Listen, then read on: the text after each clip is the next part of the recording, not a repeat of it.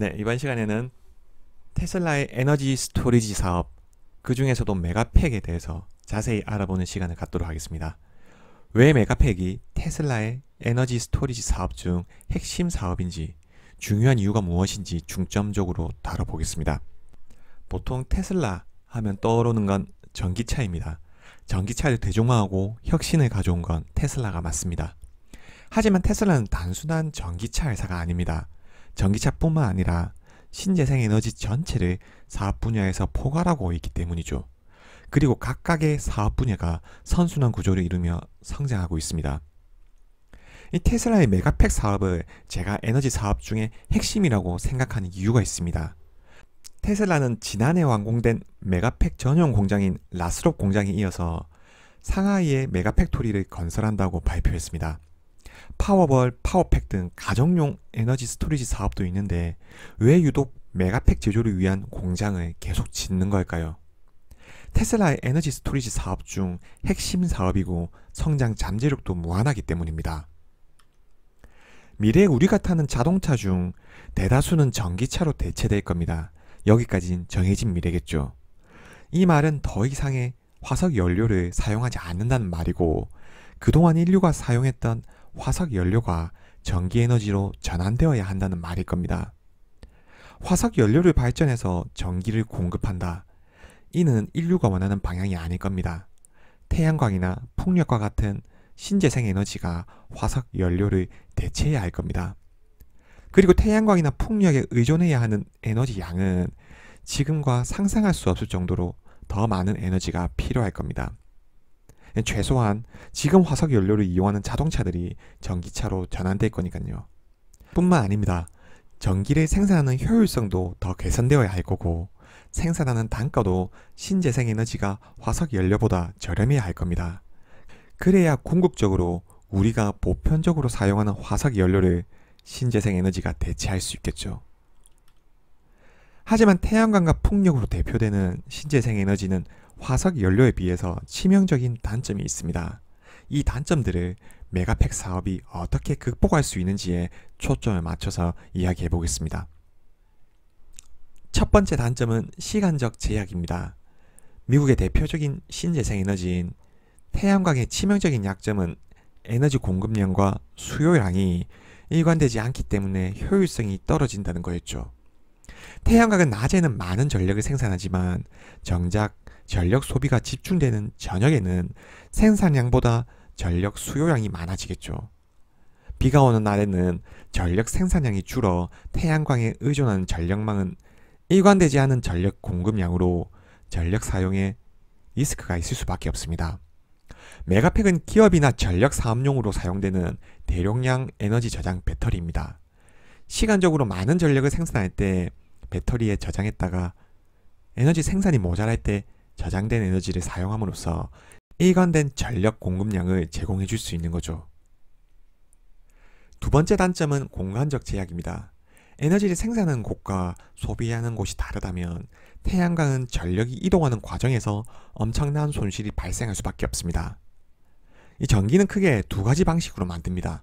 직류 방식과 교류 방식이죠. 최초의 전기를 개발한 건 에디슨입니다.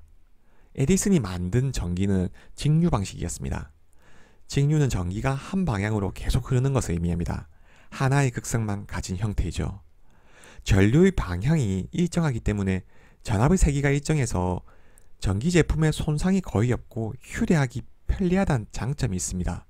때문에 우리가 가정이나 생활에서 사용하는 대부분의 제품들은 직류 전원을 사용합니다. 과거에 에디슨은 직류 방식으로 발전하기 위해 미국에서 상용화를 시작합니다. 하지만 당시 직류 방식의 가장 큰 단점은 송배전할 수 있는 거리가 1km 밖에 안 됐다는 거였죠. 이 말은 1km마다 송배전을 위한 발전소를 설치해야 된다는 의미였습니다. 왜냐하면 직류 방식은 전압의 세기를 조절할 수 없었기 때문이죠. 반면 니콜라 테슬라가 개발한 교류 방식은 전기가 계속 파장을 그리며 부호가 바뀌면서 나타나게 됩니다. 직류 방식의 단점을 교류 방식으로 해결할 수 있다고 테슬라는 주장했죠. 가장 핵심적인 이유는 직류는 고압을 만들어주기가 어려웠지만 교류 방식은 고압을 만들기가 수월했기 때문입니다. 우리가 과거 교과서에서 봤을 법한 전력은 전압 곱하기 전류라는 공식이 있습니다. P는 VI로 표현하죠. 이 말은 같은 전력을 가지고 있다고 하면 전압을 높여주면 전류가 낮아진다는 것을 의미합니다. 전류라는 것은 단위 시간당 얼마나 많은 전력이 이동하는가입니다. 전류가 1초에 많은 양의 전류를 흘려보내기 위해서는 구리선이 두꺼워야겠죠. 그리고 전류가 가는 과정에서 구리선에서 많은 마찰이 발생할 겁니다. 실제 수요처에 도착하는 전류는 많은 손실이 발생하고 전류를 낮춰줘야만 전력 손실을 최소화할 수 있습니다. 따라서 P는 VI 공식으로 봤을 때 전압을 높여줘야만 전류를 최대한 낮춰서 전력 손실을 최소화할 수 있는 거죠. 결론적으로 우리가 태양광이나 풍력을 통해 얻는 전기는 직류 방식입니다. 이를 컨버터를 통해 교류로 전환을 해서 송배전을 하고 다시 가정에서 교류를 직류로 전환해서 가전제품에 사용하게 되는 거죠. 최초에 얻은 에너지 대비 50% 이상 에너지 손실을 초래하게 됩니다. 미국의 남서부 지역은 태양광 발전을 하기 최적의 장소입니다. 하지만 전기를 생산하는 장소와 사용하는 장소의 물리적 거리는 태양광 발전의 물리적인 한계로 작용해 왔습니다. 사하라 사막의 대규모 태양광 설비로 엄청난 에너지를 생산한다고 하더라도 사용처로 가져올 방법이 없었던 거죠. 광활한 사막의 대규모 태양광 설비에서 에너지를 손실 없이 가져올 수 있다면 지금보다 훨씬 싸고 그리고 효율적으로 에너지를 공급할 수 있을 겁니다. 하지만 공급처와 수요처의 거리가 너무 멀기 때문에 송배전 시설을 이용해서는 엄청난 에너지 손실을 초래할 수밖에 없습니다. 뿐만 아니라 설치에도 많은 비용이 들 겁니다. 이 테슬라의 메가팩은 이러한 문제를 해결할 수 있습니다. 이 메가팩은 컨테이너 크기입니다.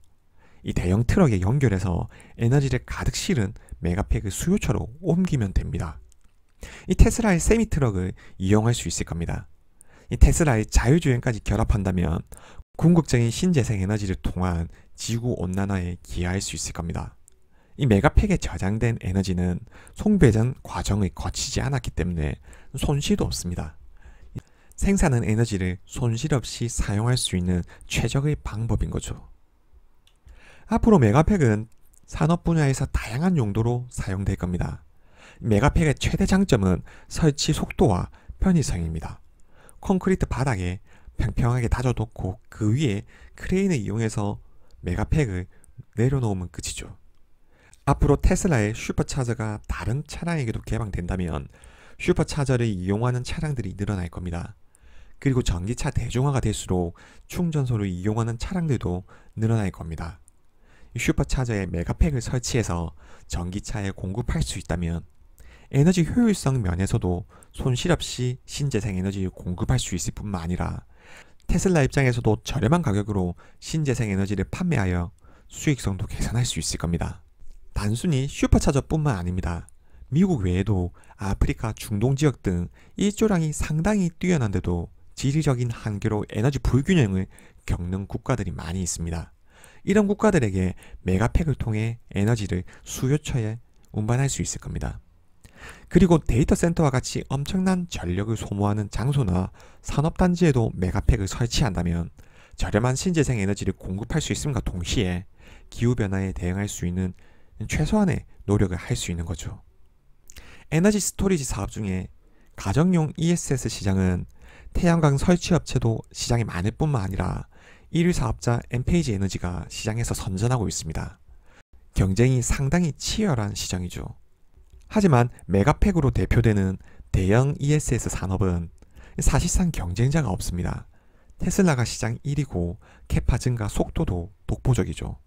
그리고 성장의 속도를 내고 있습니다. 23년 1분기 에너지 스토리지 사업 매출은 15억 달러로 전년 대비 148% 성장했습니다. 이 속도라면 올해 서비스 기타 매출 규모를 추월할 것으로 예상이 됩니다. 23년 1분기 실적 발표에서 에너지 스토리지 구축량은 역대 최고량을 찍었습니다. 1년 전과 비교하면 360% 증가했습니다. 지난해 10월 완공된 라스롭 공장에 배터리 저장 용량을 배치한 영향으로 분석됩니다. 이 테슬라는 지난해 완공된 라스롭 공장에 이어서 올해 말 중국 상하이에 같은 규모의 메가팩토리를 착공할 계획이라고 밝혔습니다. 메가팩의 가격은 200만 달러 이상으로 연간 10,000개의 메가팩을 생산한다면 200억 달러의 매출을 달성할 수 있습니다. 22년 에너지 스토리지 사업의 매출은 39억 달러 수준이었습니다. 22년 차량 매출은 672억 달러 수준이었죠. 만약 메가팩이 시장의 폭발적인 수요를 이끌어낼 수 있다면 올해 말 착공할 상하이의 메가팩토리에 이어서 추가적인 공장 건설로 이어질 수 있을 겁니다. 현재 단순 캐파 물량으로 봤을 때 메가팩토리를 4개 정도 풀캐파로 돌릴 수 있다면 자동차 매출 수준으로 에너지 스토리지 사업을 키울 수 있는 거죠. 이 영업이익률은 자동차 수준으로 개선되고 있다는 것을 감안했을 때 메가팩 사업만으로도 테슬라의 에너지 스토리지 사업은 엄청난 성장 잠재력을 가지고 있습니다. 일론 머스크는 궁극적으로 에너지 부문이 전기차 사업보다 커질 것으로 믿는다고 했습니다. 이 메가팩 사업에 대한 일론 머스크의 확신처럼 이 근거가 없는 말은 아닌 겁니다. 일론 머스크는 단순히 판매를 위해서 메가팩에 진심인 것은 아닐 겁니다. 자신의 사업의 선순환을 위해서 메가팩이 핵심 역할을 할 수 있는 거죠. 테슬라 슈퍼차저뿐만 아닙니다. 테슬라의 생산 공정에도 신재생 에너지를 통한 전력 공급을 위해서 메가팩이 핵심 역할을 할 수 있습니다. 인류가 배출하는 온실가스는 연간 510억 톤 수준입니다. 이 결과로 지구는 갈수록 따뜻해지고 있죠. 기후재앙이 다가오고 있습니다.